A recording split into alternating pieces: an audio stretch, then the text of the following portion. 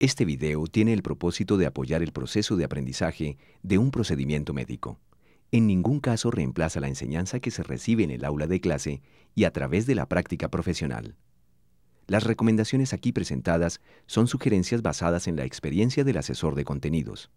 La Universidad Nacional de Colombia no se hace responsable por el uso indebido de este material.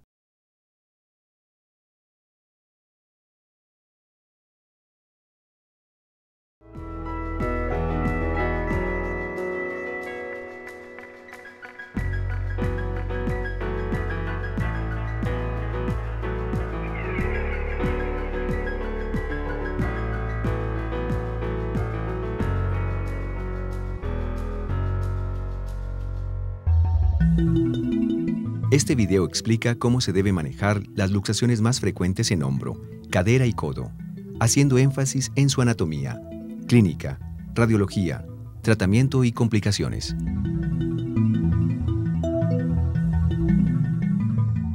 Los accidentes de tránsito, las caídas de alturas y de vehículos en movimiento, entre otras causas, pueden producir fracturas, lesiones articulares y luxaciones. Las luxaciones son lesiones en las cuales se pierde la relación de los huesos que componen las articulaciones, con compromiso de los ligamentos, la cápsula y los tejidos blandos peri- o intraarticulares. En ocasiones están asociadas a las fracturas de los huesos que componen la articulación.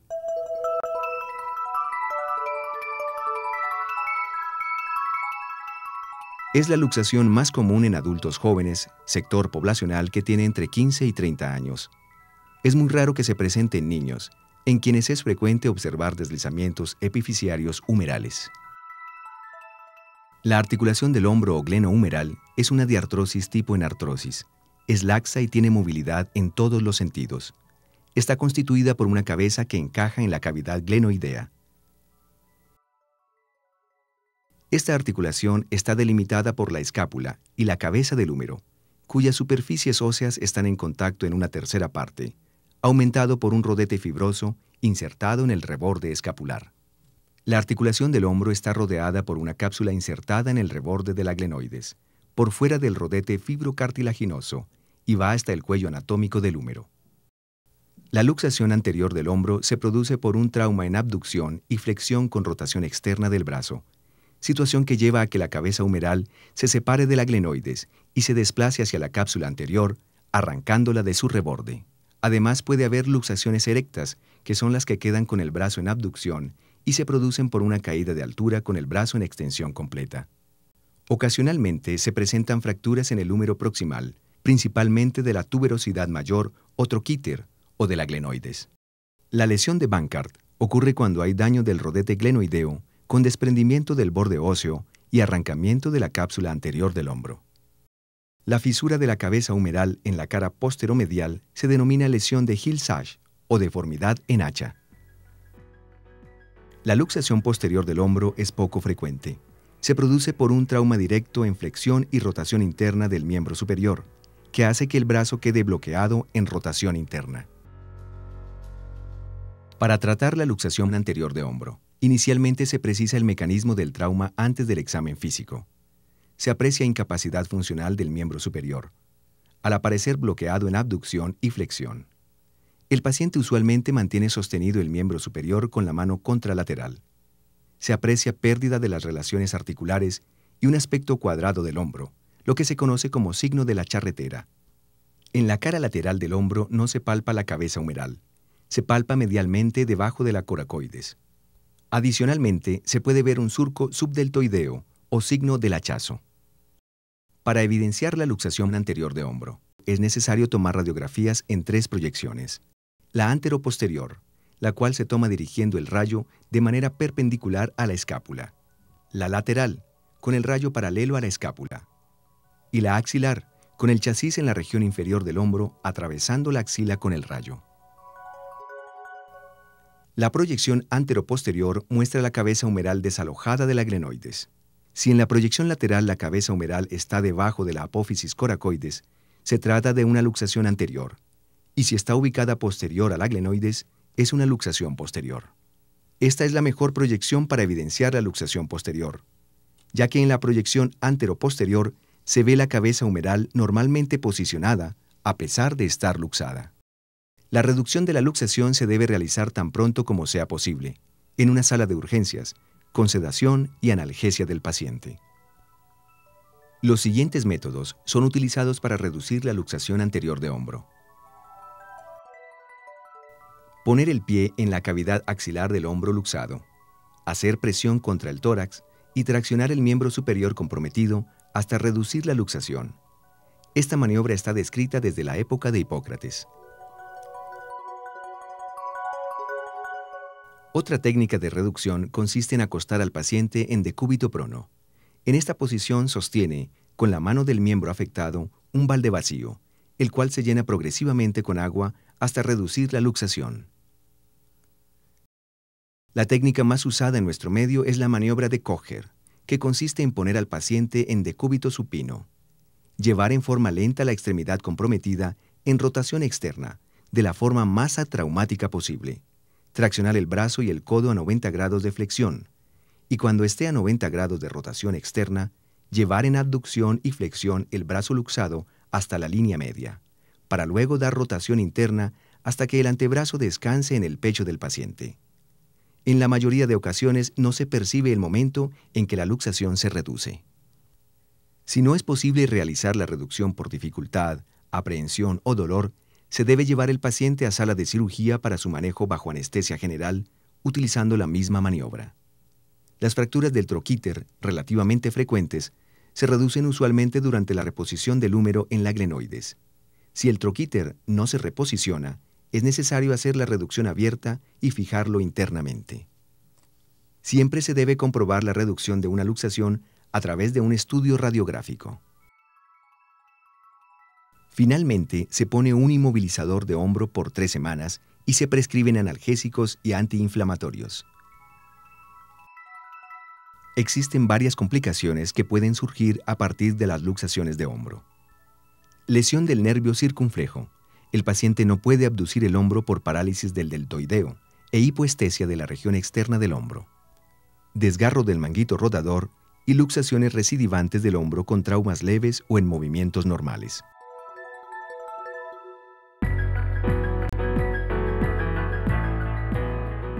La luxación de la cadera es la segunda luxación más frecuente en los adultos. Se presenta en 2 versiones, la anterior y la posterior, siendo esta última la más frecuente. La articulación de la cadera es una enartrosis formada por el acetábulo del coxal y la cabeza femoral. Posee gran movilidad. El acetábulo está ampliado en su capacidad por el labrum, fibrocartílago triangular adherido al borde acetabular. Continúa en la parte inferior con el ligamento transverso, que cierra la escotadura puboisquiática inferior.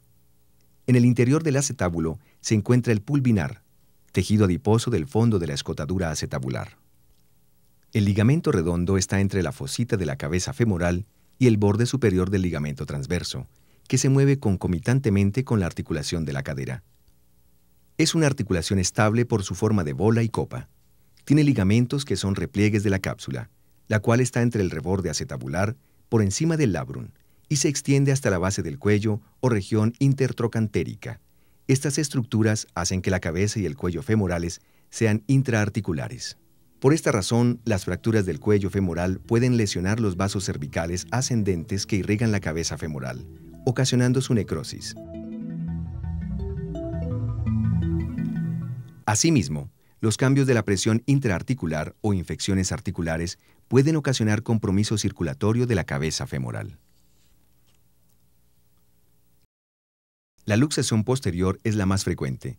Se produce al aplicar una fuerza longitudinal al eje del fémur hacia la cadera, la cual se encuentra en flexión de 90 grados y abducción al momento del trauma, lo que facilita la salida de la cabeza femoral del acetábulo hacia atrás.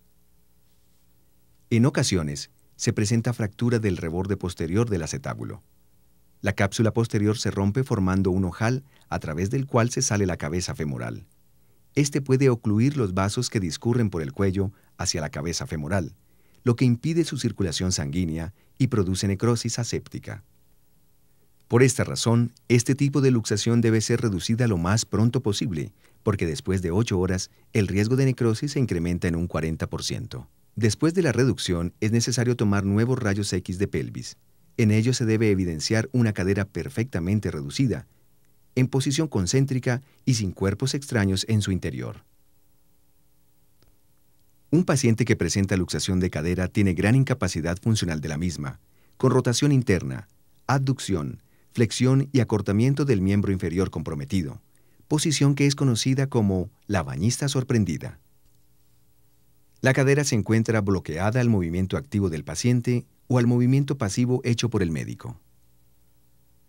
El diagnóstico se confirma con una radiografía anteroposterior de la pelvis, que permite apreciar la cabeza femoral desalojada y en posición posterior y superior al acetábulo. Es importante revisar la presencia de fragmentos desprendidos del reborde acetabular. Una vez confirmado el diagnóstico y a la mayor brevedad, es necesario hacer la reducción cerrada con anestesia general en una sala de cirugía. Se debe poner al lesionado en decúbito supino con 90 grados de flexión de la cadera y flexión de rodilla a 90 grados, y hacer tracción longitudinal sobre el fémur hasta sentir que la cadera entra al acetábulo. Un ayudante debe mantener firme la pelvis durante la tracción del muslo. Para probar la estabilidad, se empuja hacia atrás. Si es inestable, se sentirá una reluxación. La causa más frecuente de inestabilidad residual es la presencia de una fractura del reborde posterior con un fragmento grande, el cual debe ser reducido y fijado con osteosíntesis. Si la cadera no se puede reducir con la técnica cerrada, se debe hacer reducción abierta. Una vez hecha la reducción, se debe dejar la cadera en reposo por 6 semanas, tiempo en el cual cicatriza la cápsula articular.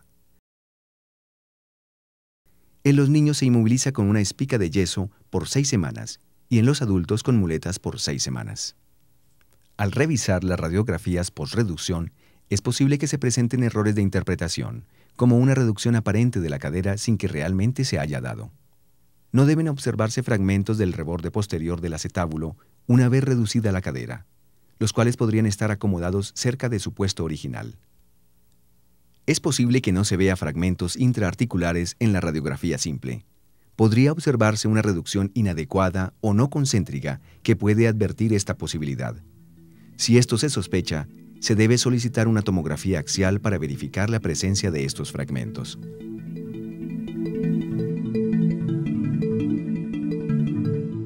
Algunas complicaciones de las luxaciones de cadera y su reducción son: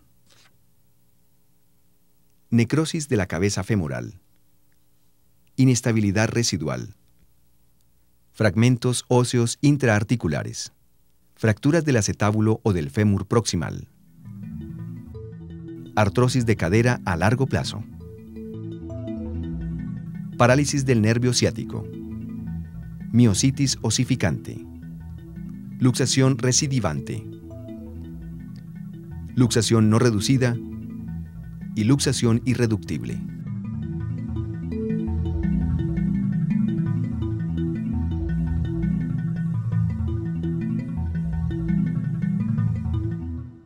La luxación anterior de la cadera es menos frecuente. Se produce por una abducción exagerada que luxa la cabeza femoral hacia anterior e inferior, incluso hasta llegar al agujero obturado de la pelvis. Clínicamente se aprecia la cadera en abducción y rotación externa, bloqueada, con incapacidad para moverla, lo que se conoce como posición de la mujer impúdica. Requiere de reducción lo más pronto posible, bajo anestesia general, por el riesgo de necrosis de la cabeza femoral. En la técnica de reducción, se debe alar el fémur longitudinalmente hasta llevarlo al acetábulo y dar extensión al miembro inferior.